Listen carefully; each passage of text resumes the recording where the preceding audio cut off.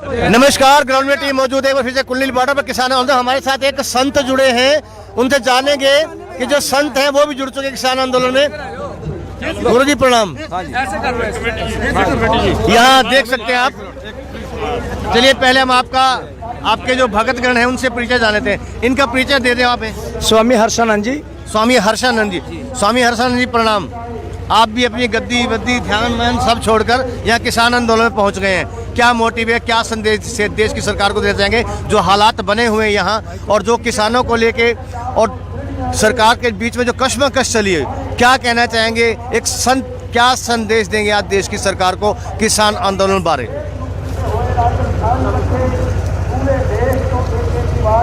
बताइए। एक मिनट, वो भी सेट कर रहे हैं, उन्हें रोकिया था ना पहले। यहाँ देख सकते हैं बड़ा सोच विचार कर रहे हैं कि किन शब्दों का वो प्रयोग करें किसान आंदोलन को लेकर। हर्षानंद जी महाराज हैं, हमारे साथ जुड़ चुके हैं, मीडिया से जुड़ चुके हैं। अभी वो काफ़ी असमंजस की स्थिति में हैं, वो भी जो सोच रहे हैं कि क्या जवाब दें। अरे आप 1000 प्रश्न पूछो, आप किससे बात कर रहे हो आपको पता ही नहीं है। बताइए।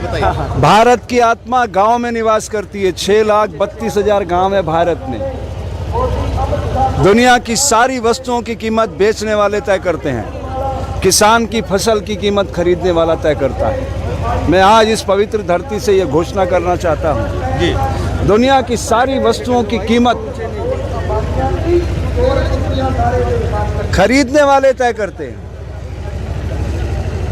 बेचने वाले, धरती पुत्र की फसल की कीमत खरीदने वाला तय करता है। आप पैसे से गेहूं खरीद सकते हो, क्या पैदा भी कर सकते हो? नहीं, धरती पुत्र पैदा करता है। हमने साधु का चोला पहना है, सूर्य की पहली किरणों को अपने शरीर पर धारण किया है, ये जगत को प्रकाशित करती है। तो हमारा संदेश क्या है? ध्यान से सुनिएगा, कान बड़े करके। मैं सोशल मीडिया से उम्मीद करता हूं, क्योंकि जो गोदी मीडिया है वो इस एक शब्द को भी नहीं दिखा पाएगी। बहुत जज्बा चाहिए इन विचारों को दिखाने के लिए। नरेंद्र मोदी मानसिक रूप से एक बीमार व्यक्ति है, नरभक्षी है वो, इसका प्रमाण दे रहा हूं मैं आपको। 2000 के अंदर गुजरात के अंदर उसने प्रदीप शर्मा नाम के कलेक्टर को जेल भेजा। वो एक लड़की से इसके संबंध जान गया था। इस चरित्रहीन आदमी के संबंध को जान चुका था वो। डीएम भुज प्रदीप शर्मा आज तक जेल में सड़ रहा है वो। सॉरी, 2002 में गुजरात में दंगे हुए, अनगिनत लोगों को मौत की नींद उतारा इस नरबख्शी ने एटीएस डीजी बंजारा के माध्यम से। उसके बाद 2020 में दिल्ली पहुंच गए।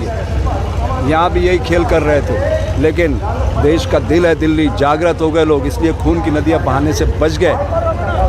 अब मैं ये कहना चाहता हूँ, कच्छ के अंदर हजारों एकड़ जमीन इस नरेंद्र मोदी ने गौतम अडानी की कंपनी को 1 रुपए में टोकन मनी पर दी है। और किनकी दी है? किसानों की। बिना रजिस्ट्री के उनके खाते कैसे चढ़ गई, मैं पूछना चाहता हूँ। 2014 में इसने कहा था सबका साथ, सबका विकास, सबका विश्वास। किधर गया? नोटबंदी, लड़खड़ाती जीएसटी, ट्रिपल तलाक, राम मंदिर, अयोध्या और ये किसान आंदोलन, ये किसान बिल। वो कहता है कि किसानों के हित में है, तो क्या ये सारे किसान मूर्ख हैं? मैं आप सोशल मीडिया के माध्यम से प्रश्न करना चाहता हूं। खाली एक संस्थान उनका पिट्ठू तोता भारतीय किसान संघ उनके साथ खड़ा है, बाकी सारे संगठन जितने भारत के हैं सब उसके विरोध में हैं। और ये सब इस एक छत के नीचे आकर खड़े हो गए हैं।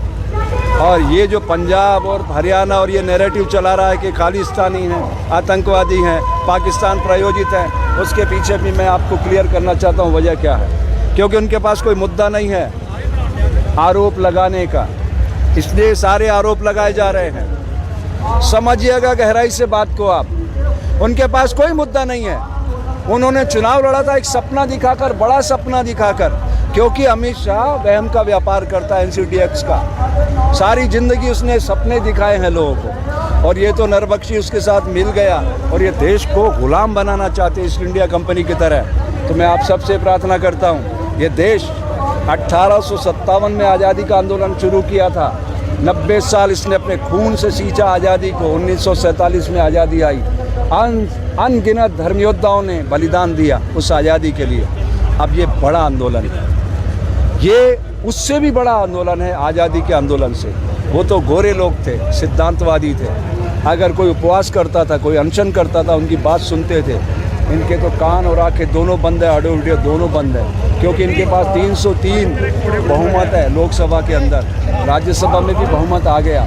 इन्होंने अमेंडमेंट किया है कानून में। तो मैं आपसे कहना चाहता हूँ, एक पुस्तक आप लोग जरूर पढ़िएगा किसी से प्रश्न करने से पहले। रीप्रोमुलगेशन ऑफ ऑर्डिनेंस है fraud on the constitution of India. धज्जियाँ उड़ा रहे हैं ये लोग कानून की। क्या पंजाब से चला हुआ व्यक्ति भारत में भ्रमण नहीं कर सकता? वो रामलीला मैदान में या जंतर मंतर पे आना चाहते थे तो हरियाणा सरकार कैसे रोक रही है? कैसे गड्ढे खोद रही है? कैसे कैनन चलवा रही है? क्या अधिकार है मनोहर खट्टर को? कौन रोकेगा उसको? भारतीय संविधान क्या कहता है? ध्यान से सुनिए। कार्यपालिका, व्यवस्थापिका, न्यायपालिका। कार्यपालिका आप और हम जो जिन्हें चुनते हैं वो कार्यपालिका है, और व्यवस्थापिका ये आपके IAS IPS जो 15-15 लाख बच्चों में चुन के आते हैं, ये मुखौटा होता है सरकार का। और उसके बाद उसको अंकुश लगाती है न्यायपालिका। लेकिन ये तीनों ही इस समय इस नरेंद्र, अमित एंड गौतम अडानी कंपनी में तब्दील हो गए हैं। इसलिए मैं देश की जनता से अपील करता हूँ, ये पुराने ज़माने के आंदोलन भूल जाओ। आप उसका प्रचार मत करो एक नर पिशाच का। 10 में से 8 वक्ता नरेंद्र मोदी करते हैं। मैं उस ज़माने में कर रहा था जब लोग डरे हुए थे। आप जाके गूगल पे सर्च करिएगा स्वामी हर्षानंद, आपको पता चलेगा मैं कब से उसके खिलाफ बोल रहा हूँ। मुझे तो पता है व्यक्तिगत रूप से वो एक मानसिक रूप से बीमार आदमी है, लेकिन देश की जनता बहुत डरी हुई थी। वो डरी हुई जनता को जगाने के लिए मैं अपना आंदोलन चला रहा था। अब मैं अपने मुख से उस विकृत आदमी का नाम लेना उचित नहीं मानता। चलिए स्वामी जी, देश की सरकार को आज कुंडली की धरती से क्या संदेश देना चाहेंगे व्यक्तिगत रूप से? किसको? देश की सरकार को व्यक्तिगत रूप से कुंडली की धरती से क्या संदेश देना चाहेंगे इस किसान आंदोलन को लेकर? आपका प्रश्न ही गलत है। सरकार है किधर? वो तो कंपनी में तब्दील हो। सरकार तो है, नहीं है। आप नहीं मानते ना? मैं बता रहा हूँ, प्रमाण दे रहा हूँ आपको मीडिया के सामने। सरकार कैसे नहीं प्रमाण दे दीजिए? हाँ, 2019 में उसने क्या कहा पूरे देश में घूम के नरेंद्र ने? क्या आप मुझे वोट करिए, आप MP मत चुनिए, मुझे चुनिए, मैं चुनाव लड़ रहा हूँ। रिकॉर्डेड प्रूफ है, आप गूगल पे सर्च कर लो। आपने अपने MP नहीं चुने, आपने नरेंद्र मोदी को वोट दिया। यही प्रॉब्लम है। जब आप व्यक्ति को वोट दोगे तो फिर सरकार कौन चुनेगा? आप MP चुनते, वो चुनते अपना प्रतिनिधि, तो प्रधानमंत्री चुना जाता तो सरकार होती। ये सरकार नहीं है, प्राइवेट कंपनी है। जी, तिवारी का बयान आया है जो किनका? रागिनी तिवारी का। रागिनी तिवारी, ओके। वो 16 तक अगर यहाँ नहीं खाली हुआ तो 17 को आके जाफराबाद के तरीके से खाली कराएंगे। हाँ, कराओ ना। मैं तो कह रहा हूँ जो तुम्हें करना कराओ। अगर तुम गोलियां चलाओगे तो सबसे पहले हर्षानंद का सीना छलनी करना पड़ेगा। इतनी पवित्रता का आंदोलन है धरती पुत्रों का, इन पे आप हथियार कैसे उठा लोगे? शौर्य, पराक्रम, वीरता, साहस के साथ साथ उन्होंने जो सेवा का इश्तिहार यहाँ दिखाया है, सारी दुनिया देख रही है। ये भारत का आंदोलन नहीं है, ये दुनिया के तमाम किसानों का आंदोलन है, दुनिया के तमाम उन योद्धाओं का आंदोलन है जो समाज को अच्छा बनाना चाहते हैं। चलिए स्वामी जी, आज एक पंजाब केसरी में एक खबर आई हुई है, उसमें पाकिस्तानी देश विरोधी लोग एक पूछो। हाँ, साध्वी प्रज्ञा देवी बोल रही है कि ये जो है देश विरोधी लोग हैं। क्या कहना है इसमें? वो तो टेररिज्म में आतंकवाद, आज भी उसके ऊपर केस चल रहा है, महाराष्ट्र में बरी नहीं हुई है वो। आप उसे सांसद बना दो, जनता तो देखो भोली भाली है। जनता को उन्होंने पहले कह दिया था नरेंद्र बाबू ने कि आप मुझे वोट दीजिए, आप मेरे कैंडिडेट मत देखो।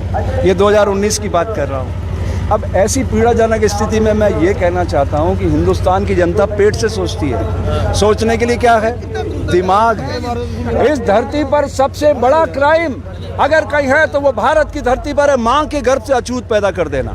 मैं योग का विद्यार्थी हूँ, 64 साल की मेरी उम्र है, 42 साल से इस शरीर को पढ़ रहा हूँ। इस दुनिया में सिर्फ 2 जातियाँ, मेल एंड फीमेल, स्त्री और पुरुष, दैट्स ऑल।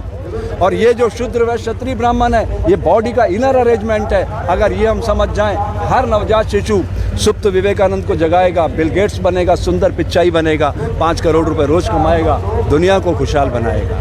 तो मेरे देश का किसान चट्टान की अट्टालिकाओं को फोड़कर धान उपजाता है, उसकी कीमत गौतम अडानी तय करेगा। ये नहीं चलेगा और इस सारी व्यवस्था को हम तहस नहस कर देंगे। सारा साधु समाज एकता के सूत्र में बंध कर आएगा, लिख लीजिए आप। स्वामी जी, एक सवाल का जवाब दीजिए। आज पंजाब केसरी के अखबार में जाया हुआ है कि एक पाकिस्तानी मंत्री ने यह कहा है कि भारत में जो हो रहा है आज पूरी दुनिया का पंजाबी उससे दर्द में है। पंजाब केसरी जो है अखबार लाला जगत नारायण का था जी। आंदोलन के कार्यकर्ता थे, वो शहीद हुए हैं। उसका बेटा था रमेश नारायण, फिर उनके बच्चे जो Z+ लेके घूमते थे, मैं पर्सनली जानता हूँ। कलम रुकेगी नहीं, झुकेगी नहीं, बिकेगी नहीं। फिर आप एक राजनीतिक दल में जब आप खड़े हो जाते हो, जैसे जी न्यूज़ का मालिक है, एक राजनीतिक दल का राज्यसभा सदस्य बन गया, अब आप उससे अपेक्षा करो कि न्यायपूर्ण खबरें देगा, वो देगा? अरे सारा नैरेटिव वही चलाएंगे जो सत्ता चाहती है, और सत्ता एक आदमी ने अपने हाथ में केंद्रित कर ली है। इस सत्ता का विकेंद्रीकरण की बात करो आप सोशल मीडिया से। मैं उम्मीद करता हूँ कि उस गोदी मीडिया को छोड़ करके इस सोशल मीडिया की ताकत को बढ़ाओ। आपको मौका है, आपको अपनी ताकत को बढ़ाने का मौका है, आप उसको नष्ट क्यों कर रहे हो? आप नई चीज़ें लाओ ढूंढ ढूंढ करके कि ये कह रहे हैं आतंकवादी है, खालिस्तानी है, टेररिस्ट हैं, पाकिस्तान प्रायोजित है। ये दिखाओ ना, हम सब पाकिस्तानी, बताओ ये प्रमाण पत्र देने वाले कौन है? ये हमें प्रमाण पत्र देंगे? हमने कांग्रेस के शासन में अनगिनत मुकदमे झेले, मैं RSS का प्रचारक रहा हूँ, रिकॉर्डेड। ये क्या काटेगा मुझे? बंदा बेरा की शाखा चलाता था, ये मेरे सामने बैठकर नरेंद्र मेरे भाषण सुनता था। कुशाभाऊ ठाकरे, बाबा साहब नातोजी, ऐसे विद्वान लोग हमारे बौद्धिक प्रमुख हुआ करते थे। ये क्या हमें ज्ञान देगा ये कल का?